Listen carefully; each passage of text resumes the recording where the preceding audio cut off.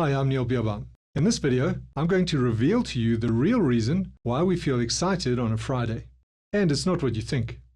By the end of this video, you'll have a new appreciation for work and what it can do for you. Who knows, you might even go to your boss and thank them. I'm only joking, but you will have better Mondays. It's always been fashionable, and in many cases it's probably true, to see work as a grudge activity. The words we use all say it: the grindstone, the salt mines. You sigh and say you do it because you have to, and so on. Plus, it's normal and natural to complain about your boss in some way. No wonder we need motivational speakers and team-building exercises. And of course, we all know that their effects never last. There is good news, however, although it may not be what you want to hear.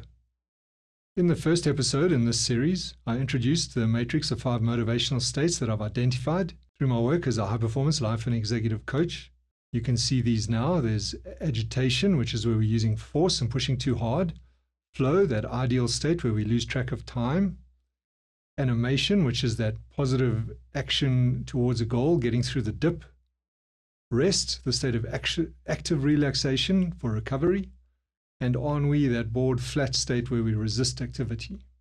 You can find out more about these in the links below. An important thing about these motivational states is that it's scientifically proven that people experience that optimal state, or the state of flow, twice as often at work than they do at home. And yet, what's everybody trying to do? Get to Friday. Why is that? Well, it's a clear indication of one of the things that we human beings are very poor at, and that is gathering objective evidence from our own experience. Because if you were to be objective, you would see that how you feel after performing a task, especially a challenging one, which work presents, is that you are quite motivated, at least in terms of the motivational states that have been presented in this model, and which, as stated, are distinct from your feelings or emotions. On the other hand, when you sit around for a long time doing nothing, you become quite unmotivated. You drop down into that state of ennui. Consider people who are unemployed. Apart from the fact that they're not earning money, they're also sitting around not doing much. And what happens? They become quite unmotivated. Their behavior, even their speech, becomes unfocused, slower. They become less engaged and engaging. If you ask them to evaluate their experience of any average day while sitting around doing nothing, it's probably not going to score very high. And sure, low mood and depression is likely to follow. If you're insisting that it's because they're not earning money, consider this. I've been called in more than once to coach men in their 40s who have achieved that great goal of making all the money they want and selling out their business. Maybe not billion-dollar exiters, but certainly million-dollar exiters. And I've dealt with some who have sold out for tens or hundreds of millions. And guess what? Very often they're depressed. In one case, the guy was suicidal. And why? Because he had nothing to do. He had no further purpose, and so he was sitting around, not being active.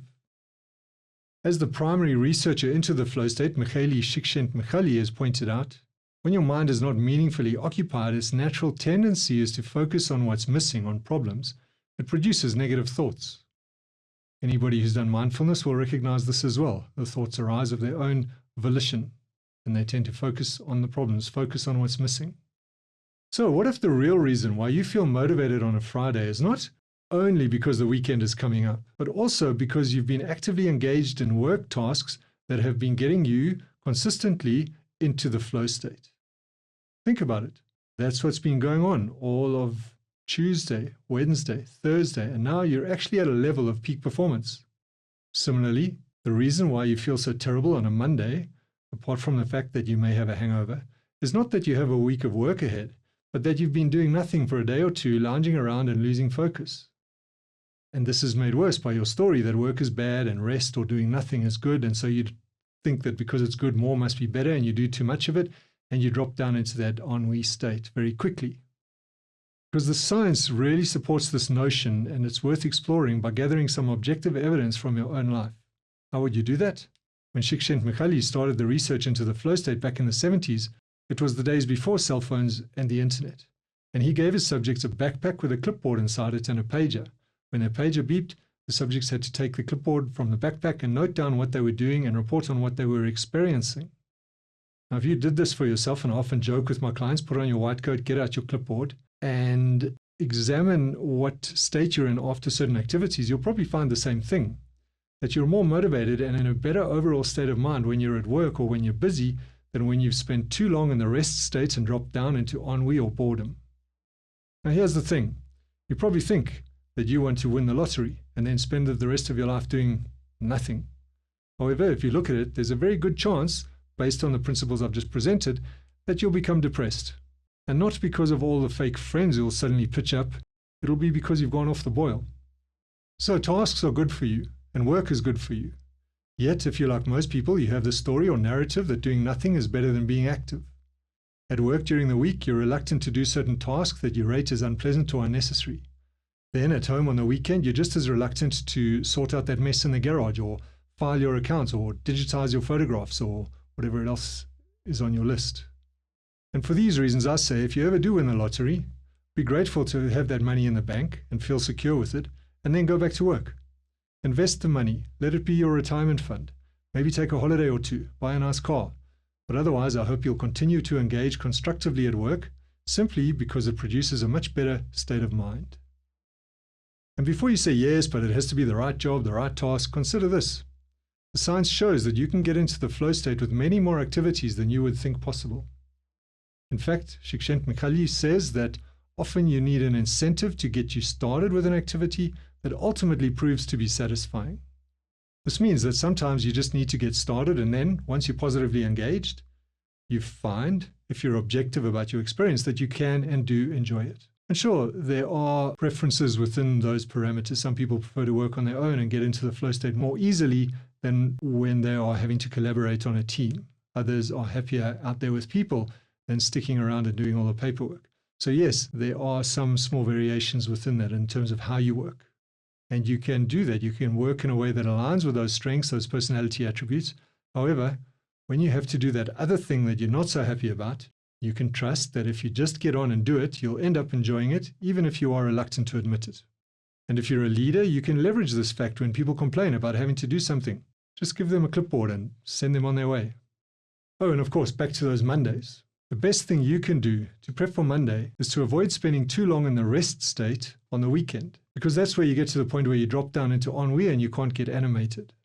The principle is to have your peak fun and rest moments earlier on a weekend and get going again sometime on Sunday. Ideally, I would advocate for 3-day weekends where day 1 is for fun, day 2 is for rest, and day 3 is for animation, getting going again. You can treat your Monday as your animation day, but if you want to hit the ground running on Monday, then you need to bring it all forward a little and squeeze those 3 phases into Saturday and Sunday. So when it comes to that fun and rest, remember, as I've said before, just because something is good for you, it doesn't mean that more is better. You would do better to always leave at the peak of the party, both the literal fun party and the state of rest party. Have your fun and leave at the peak of that party. Then enter your rest state consciously and deliberately and make the most of it, but don't overdo it. Exit the rest state just after it has reached its sweetest moment and get animated. If you can spend the later part of your Sunday afternoon in the animated state, you'll probably be more likely to hit the ground running and have a great Monday. Thank you. And for more information on the 5 motivational states, you can try one of the books in my personal effectiveness series, sign up for an online self-coaching course, or inquire about talks and one-on-one coaching. Details are in the links below. If you found value from this, please remember to subscribe, and I look forward to seeing you in the next one.